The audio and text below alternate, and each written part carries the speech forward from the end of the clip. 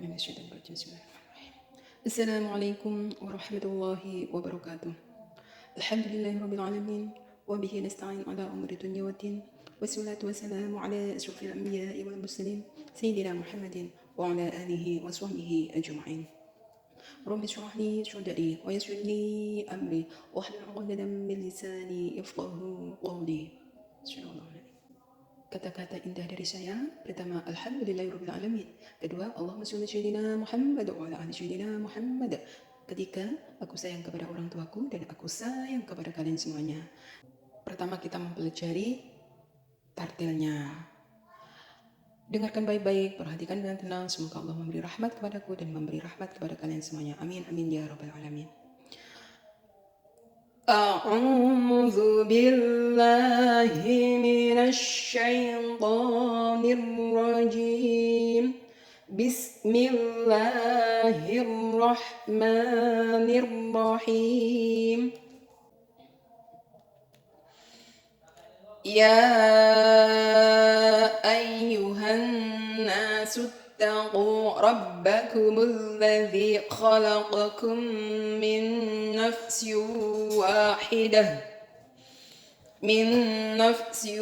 واحدة وخلق منها زوجها وبث منهما رجالا كثيرا ونساء واتقوا الله الذي تساءلون به والأرحام إن الله كان عليكم رقيبا.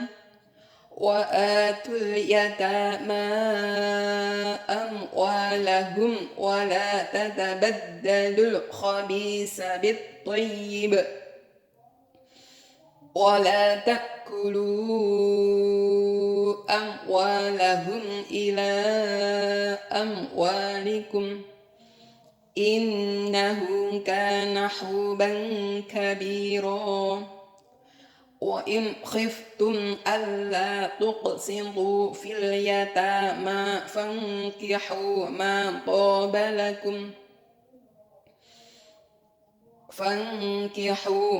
طاب لكم من النساء مثنى وثلاث ورباع.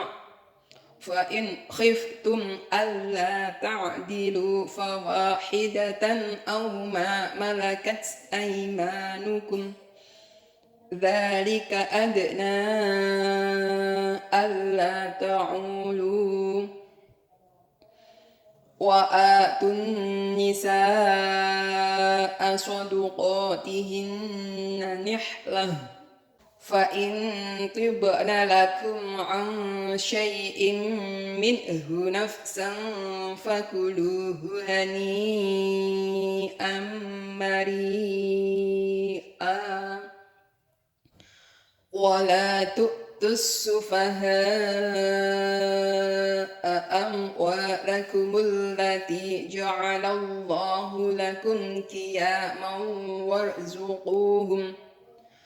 وارزقوهم فيها واكسوهم وقولوا لهم قولا معروفا. Shadaqallahul Azim. Kita mempelajari tafsirnya. Apa sih maknanya? Apa sih isi kandungannya? Dan pelajaran apa yang dapat kita pelajari dari membaca firman-firman Al-Quran ini? Dengarkan baik-baik, perhatikan dengan tenang. Semoga Allah memberi rahmat kepadaku dan memberi rahmat kepada kalian semuanya. Amin, amin ya rabbal alamin. Sekarang kita akan sudah surat An-Nisa pertama ya. An-Nisa artinya itu wanita. Berapa ayat ya? Terdiri dari 176 ayat. Madaniyah berarti diturunkan di mana? Di Madinah.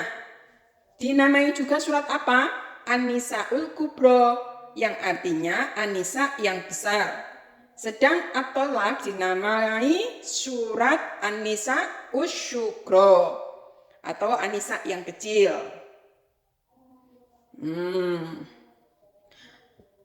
Dengan menyebut nama Allah yang Maha Pemurah lagi Maha Penyayang, menerangkan tentang hukum keluarga. kewajiban para wali terhadap asuhannya, dan kewajiban para wali terhadap orang yang di bawah perwaliannya. Sekarang ayat pertama. Wahai sekalian manusia, bertakwalah kepada Tuhanmu yang telah menciptakan kamu dari diri yang satu, dan daripadanya Allah menciptakan istrinya, dan daripada keduanya Allah mengembangbiakkan laki-laki dan perempuan yang banyak. Dan bertakwalah kepada Allah yang dengan mempergunakan namanya kamu saling meminta satu sama lain. Dan peliharalah hubungan silaturahmi. Sesungguhnya Allah selalu menjaga dan mengawasi kamu. Nah, ini ayat pertama ya, Shadaqallahul Adzim. Maha benar Allah dalam segala firman-Nya. Jadi menerangkan bahwa Allah menciptakan manusia itu satu ya. Siapa? Nabi Adam alaihi salam. Terus dari tulang rusuknya ya diambil satu. Kun fayakun, jadilah Siti Hawa. Makanya diterangkan ya, Tuhanmu yang telah menciptakan kamu dari diri yang satu, dan daripadanya Allah menciptakan istrinya. Nah, itulah Nabi Adam. Orang yang diciptakan Allah pertama kali kan Nabi Adam. Kemudian Nabi Adam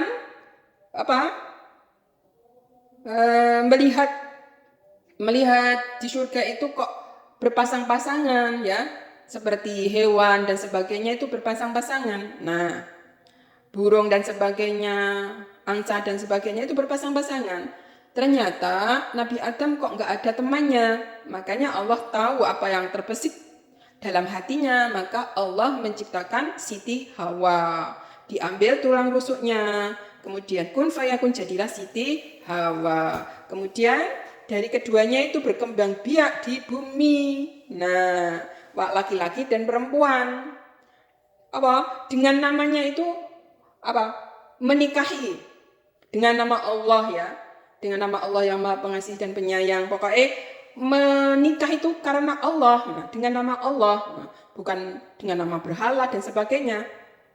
Makanya menjadi halal ya seorang laki-laki dan perempuan dengan menikah karena Allah. Nah,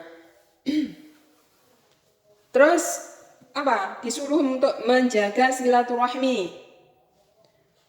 Menjaga silaturahmi ya kaya to lek wis seorang menjadi keluarga ya, itu menjaga silaturahim, saudara-saudara dari istrinya, saudara-saudara dari suaminya. Nah, menjaga silaturahim karena Allah Maha mengawasi ya pada orang-orang yang di dunia ini. Siapa yang paling baik amalnya ya dicatat ya oleh Allah, amalnya baik dicatat baik, amalnya buruk dicatat buruk. Karena Allah yang selalu menjaga dan mengawasi manusia. Lihat siapa? Yang mencatat amal itu malaikat siapa? Raqib Atid. Nah, sekarang ayat 2. Dan berikanlah kepada anak-anak yatim yang sudah balik harta mereka. Jangan kamu menukar yang baik dengan yang buruk. Dan jangan kamu makan harta mereka bersama hartamu. Sesungguhnya tindakan-tindakan menukar dan memakan itu adalah dosa yang besar. Nah, kon memberikan harta anak yatim yang sudah balik ya, itu dengan aslinya. Jangan menukar dengan yang baik dengan yang buruk. Jangan kamu makan harta mereka. Sesungguhnya tindakan menukar dan memakan itu adalah dosa-dosa yang besar. Na'udzubillahi min dzalik. Seumpama ada anak yatim ya, ditinggal wafat ayahnya, kan ahli warisnya ibu dan anak. Nah, itu ada haknya masing-masing. Harta anak yatim ya, bagian ibu berapa, bagian anak berapa, itu ada syariatnya. Nah, jadi nggak bisa untuk berbuat yang arani zolim. Seorang anak yang nggak boleh zolim terhadap ibunya, seorang ibu yang tidak boleh zolim kepada anaknya, sesuai dengan hukum Allah yang diberikan. Yang di sini yang diterangkan ya, apabila orang lain ki ya bukan anggota keluarga ya, itu apa iki? Ibaratnya berbuat zalim terhadap anak yatim, rumah anak yatim mau apa iki ditukar dengan apa? Contohnya ditukar dengan apa iki lek ngarani tanah yang tidak baik, contohnya tanah yang dataran rendah ya. Terus anak yatim, rumahnya anak yatim ki diminta, nah, itu nggak boleh. Berarti ditukar dengan tukaran yang apa ya, tindakan-tindakan seperti itu ki dosa besar. Itu bangunannya siapa? Oh, bangunannya ayahnya anak yatim. Nah, jangan dirusak. Itu juga apa? Dosa besar. Kadang orang itu menyepelekan hukum. Barang siapa yang menyepelekan hukum ya, urip-uripnya, hidupnya itu berantakan. Mungkin ya yang nggak tahu. Makanya hati-hati dengan anak yatim, jangan sampai memakan hartanya dengan apa? Dengan zalim. Memakan hartanya cuma hanya sekedar ya. Contohnya anak yatim kui mendapat orang ini mendapat sumbangan mana ya? Anak yatim dapat sumbangan.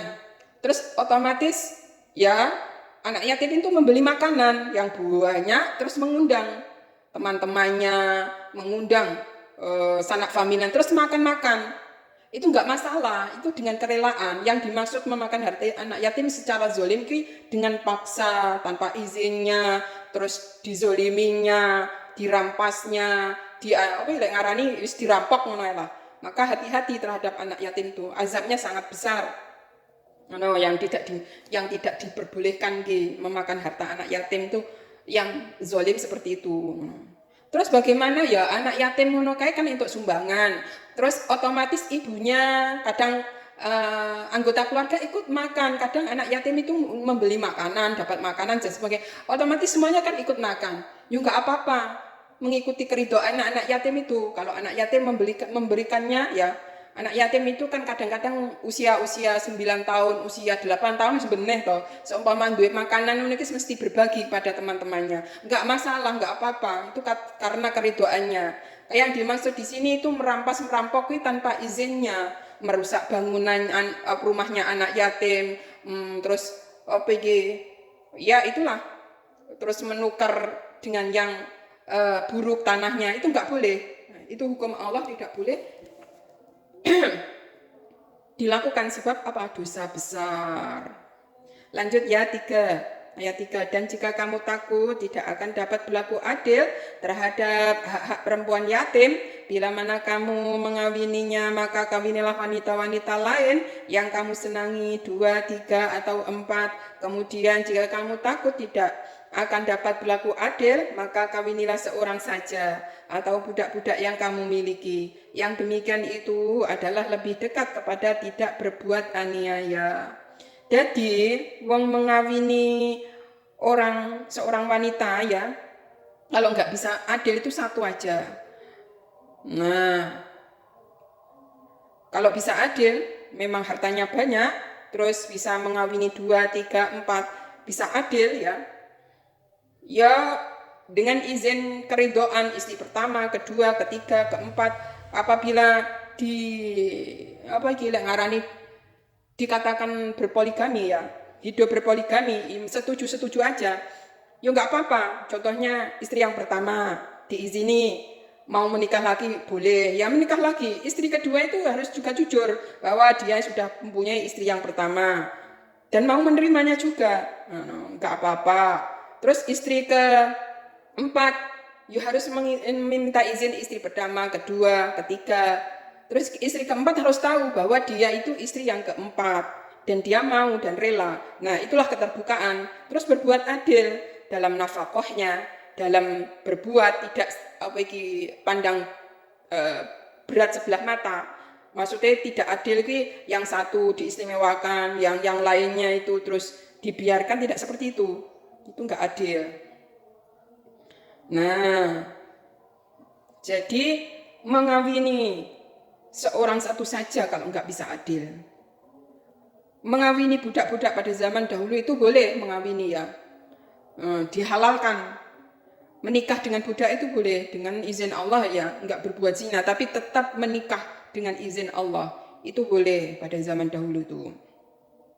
Agar tidak berbuat aniaya, tidak berbuat zina maksudnya. Jadi menikahi dengan nama Allah yang Maha Pengasih dan Penyayang. Sekarang ayat 4. Berikanlah mas kawin mahar kepada wanita yang kamu nikahi sebagai pemberian dengan penuh kerelaan. Kemudian jika mereka menyerahkan kepada kamu sebagian dari mas kawin itu dengan senang hati, maka makanlah, ambillah pemberian itu sebagai makanan yang sedap lagi baik akibatnya. Nah, jadi kalau menikah nek mas kawin itu, nek ngarani mahar. Itu dengan ikhlas ya, kerelaan. Tidak boleh diambil lagi. Sesuatu yang sudah diberikan nggak boleh diambil, diberikan istrinya. Tetapi apabila seorang istri itu saking gedene mas kawin, contohnya ya, diweki uang 1 miliar atau 1 triliun, otomatis seorang istri itu kan ya dalam keadaan mampu, maka makanan yang diberi setiap hari dari uang mas kawinnya, terus makanan itu diberikan kepada suaminya, ya nggak apa-apa, uang itu kerelaan dari seorang istri, itu namanya sedekah terhadap suaminya, nggak apa-apa. Nggak apa-apa, tetapi yang tidak boleh itu merampas, merampok, memaksa, bermenikah berarti mahar, contohnya 1 triliun, baru diambil lagi dengan merampok. Itu sih nggak boleh. Tetapi dengan kerelaan seorang istri memberi makanan, terus hasil dari maharnya terus kemudian dimakan, terus suaminya ikut makan, ya nggak apa-apa, karena kerelaan dari seorang istri. Itu namanya sedekah terhadap suaminya, nggak apa-apa. Sih nggak boleh merampas. Deh, mas kawinnya. Berarti mas kawinnya cuma tinggi yang penghulu, tinggi acting, nggak oleh. Wong sesuatu yang kerelaan yang harus diikhlaskan diberikan kepada seorang istri, ya wis terserah istri untuk apa. Dinilai untuk makan setiap harinya seorang istri, kemudian suaminya diberikan makanan, ya nggak apa-apa, makan aja. Sekarang 5, ayat 5, dan janganlah kamu serahkan kepada orang-orang yang belum sempurna akalnya harta mereka yang ada dalam kekuasaanmu yang dijadikan Allah sebagai pokok kehidupan atau modal ya. Berilah mereka belanja dan pakaian dari hasil harta itu, dan ucapkanlah kepada mereka kata-kata yang baik. Nah, kalau anak itu ya, anak yatim, contoh ya, anak yatim ki usia 3 tahun, 2 tahun, 4 tahun, usia 2 tahun, masih kecil ya. Nah, jadi belum sempurna akalnya. 5 tahun, 6 tahun, itu belum sempurna akalnya. Maka apabila mendapatkan harta, ya ibunya mengelolanya, maksudnya mengelola hartanya itu ya, apa untuk usaha, tapi hartanya anak yatim itu tetap. Nah, terus akhirnya batinnya kena tinggi apa? Kehidupannya contohnya kena tinggi apa, membelanjakan pakaiannya, terus untuk apa? Kebutuhan setiap harinya. Nah, tetapi hartanya anak yatim tetap karena tinggi usaha, itu nggak apa-apa karena amanah. Belum diberikan kepada anak yatim, tapi dalam penguasaan orang tuanya. Nanti kalau sudah balik, sudah besar ya, diberikannya mungkin untuk sekolahnya, mungkin untuk alat-alat sekolahnya, nah dan sebagainya. Nah, jadi harta anak yatim yang masih kecil, mungkin kalau orang tuanya itu mampu memberikan pakaian, makanan ya, maka harta anak yatim yang murni ya, mungkin dari pemberian orang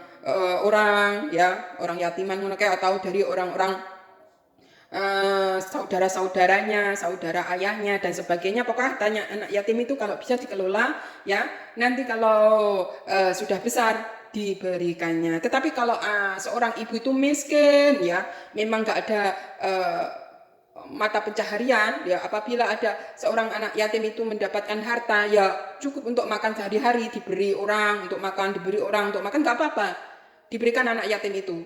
Nah, dan apabila seorang ibu ya memakannya ya nggak apa-apa, hanya sedikit, hanya lek ngarani seperlunya saja, ngono loh, nggak apa-apa. Yang tidak boleh merampoknya, yus anak yatim nggak diopeni, bondone dingge, terus opeki nggak diurus dan sebagainya. Nah, wis sing dosa lek sing opeki mengurus, memberi makanannya, mendidiknya, terus mengelola hartanya, nanti sampai besar diberikannya. Nah, itu nggak apa-apa. Itu malah justru baik. Sebagai pokok kehidupan untuk modal ya. Dan apabila terhadap anak yatim itu ucapkan dengan kata-kata yang baik, kata-kata yang sopan, jangan kasar, jangan zolim terhadap anak yatim. Sebab apa? Dosa besar. Jadi memang wong kuwi nenggok kehidupan di Pulau Jawa ini memang banyak pengalaman ya. Orang-orang itu kalau berbuat aniaya terhadap anak yatim ini koyok langsung mendapat imbalannya. Maksudnya ki hukum karmanya ditampakkannya bukan azab ya ngaran, pelajaran yang bisa menjadikan mereka bisa bertobat ya. Ngarani teguran dari Allah. Agar mereka bisa bertobat, jangan menyakiti anak yatim, katakanlah kata-kata yang baik ya. Sebab apa? Lek ngarani wong Jawa malati ngono ya. Anak yatim kuwi malati lek ngarani. Ucapkan kata-kata yang baik. Sekarang apa yang dapat kita pelajari dari membaca surat An-Nisa ayat 1 sampai 5. Harta anak yatim tidak boleh dicampur baukan, harus dicatat sendiri. Tidak boleh yang baik ditukar dengan yang buruk atau tidak sama memakan atau menukar harta anak yatim adalah dosa besar. Amanahlah kalau sudah tiba waktunya harta itu diberikan, maka berikanlah kepada anak yatim. Nah,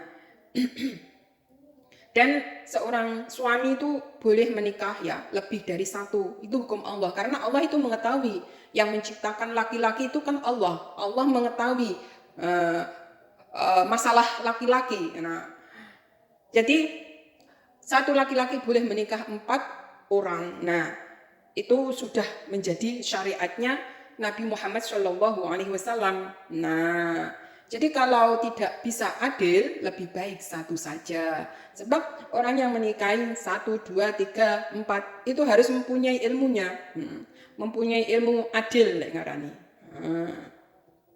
Dan istri-istrinya juga harus mempunyai ilmu tentang apa? Poligami ya.